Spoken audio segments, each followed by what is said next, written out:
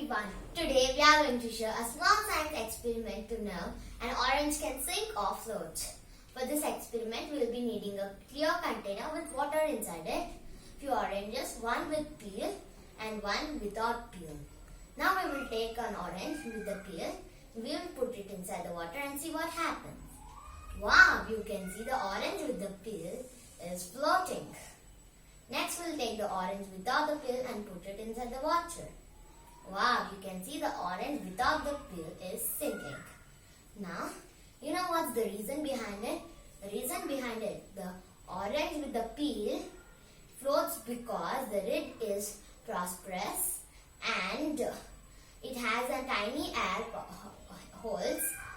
holes which make them less denser and float in the water. And the orange without the peel don't have any peel.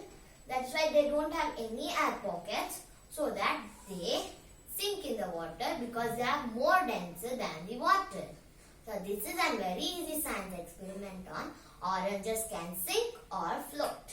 Thank you and bye for